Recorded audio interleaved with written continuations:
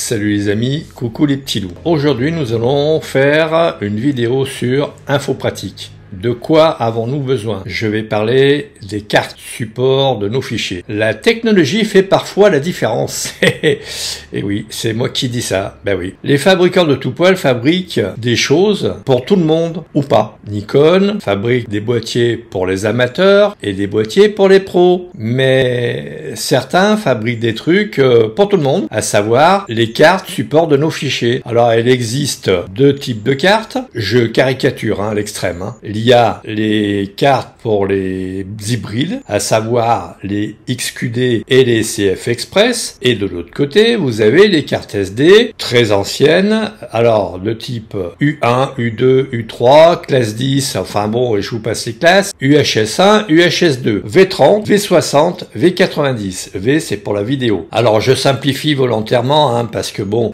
prenez des classes 10, V90, V60 éventuellement, si vous ne faites pas de folie au niveau de la cadence de vos vidéos, ni faire de la 8K par exemple. Les V90, c'est ce que l'on prendra pour faire de la vidéo, pour être tranquille.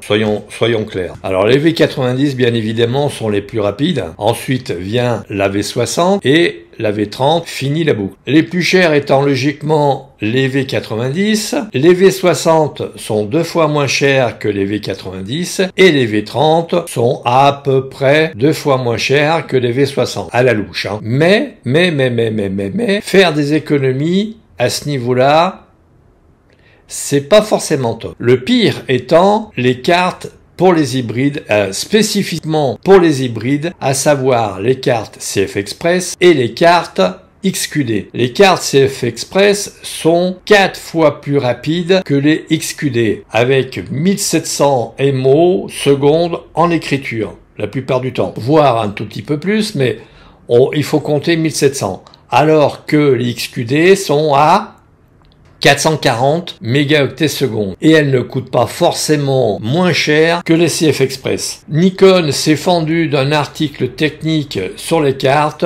Je vous mets le lien sous la vidéo. Pourquoi est-ce que je vous parle des cartes? Eh bien, tout simplement parce que, à un moment donné, j'avais acheté des cartes pour stocker des fichiers et je les ai utilisées pour faire des photos et un peu de vidéos. Et quelle ne fut pas ma surprise sur mes photos de voir des bandes vertes et rouges. Pour la vidéo aussi, mais c'était, alors autant que je me souvienne, c'était par moment, me semble-t-il. Donc, c'est pas le tout d'avoir un bel appareil qui vous fait des rafales à 120 images par seconde ou de la vidéo 4K ou voire de la vidéo 8K. Il faut avoir les cartes qui vont bien avec. Et en général, c'est un détail qui est souvent négligé. D'où cette vidéo. Sur ce, les amis, à très vite. Faites de belles photos et portez-vous bien.